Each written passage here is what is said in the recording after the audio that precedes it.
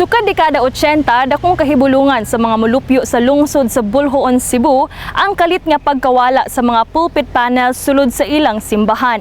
Nakurat na lang sila nga sa niaging tuig, kalit nga dunay ni-donate sa mga gikawat nga panels ngadto sa National Museum of the Philippines sa Kauluhan.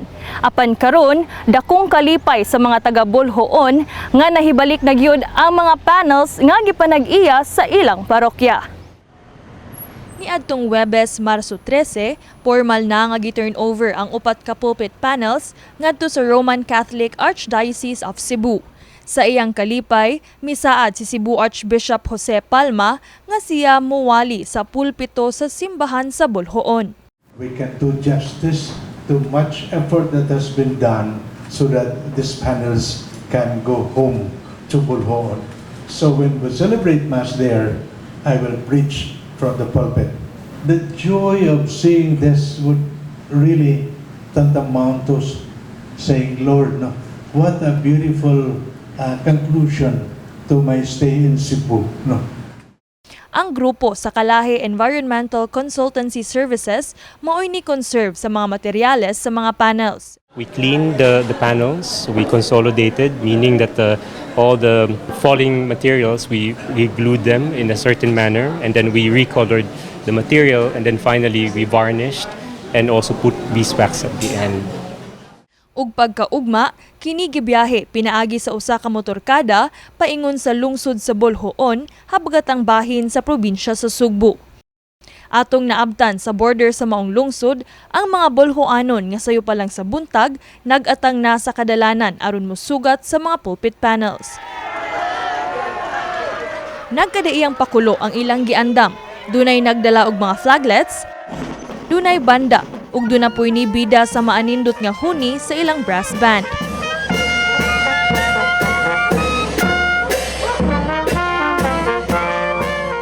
Gani gikanselar ang klase sa mga tinun-an sa Barangay El Pardo pagbuntag, aron sila makaduyog sa selebrasyon atol sa usa ka makasaysayanong panghitabo sa ilang lungsod. Excuse ra sa first subject para i-welcome ang panel sa church. That is very helpful to our students since we valued our history. Wala pa lang sila na tawo na magyud na ang koan kanang panels of church doctors.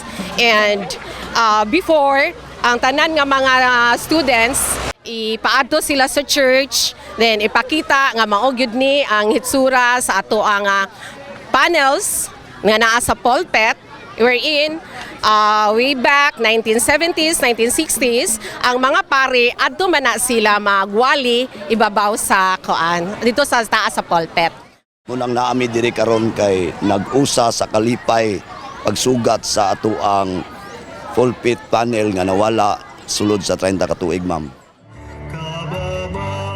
Nagbayaw ang mga Boljoonanon nga naghuwat gawas sa simbahan sa Archdiocesan of Patrocinio de Maria Santisima pag-abot sa motorkada. Samtang gi-enclose sa kahon, gimarcha ang mga panels paingon sa altar sa simbahan kung asa kini gihabwa o gipresentar sa publiko. Dakong kalipay sa kura paroko sa simbahan, Father Arturo Navales, sa pagbalik sa mga gikawat ka church relics. Gani aron malikayan pag-usab ang maong panghitabo, nagkanayon si Father Navales nga 24 ka mga CCTV cameras ang gibutang palibot sa simbahan. Tingali kining pahitabo sa pagkawala o pagkabalik na sa mga panels, nahimo bitawng able na nabuka na ba? It's some kind of eye-opener, awareness sa mga tao sa pagpakabana sa mga butang nga may kalabutan sa kasaysayan sa matag simbahan. Muna nga nalipay kayo o nya uban sa kalipay amo sang gidawat ang katungdanan ug ang responsibilidad sa atiman ini nga di na ni mawa ug di na ni maunsa. Dili lang ang mga pulpito, ang panel sa pulpito apan sa tanang mga butang sa simbahan. Karon nga nalipay ta kay nagbunga na jud ang atong giampuan o gipangayo, gihangyo nga mabalik ang mga panels diri.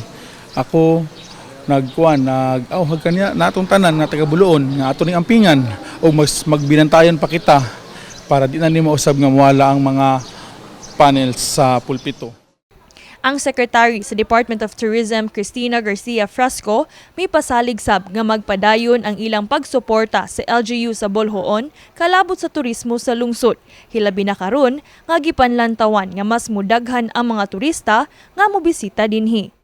We are very grateful for the return of the panels, and we are hopeful that this will further spur economic growth alang sa Boljoon ug nga mapadayon nato ang atong pagpreserbar sa atong mga cultural heritage.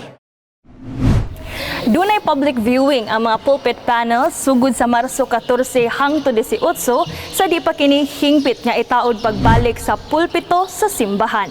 Kini si Queenie Joligon alang sa MyTV, Cebu.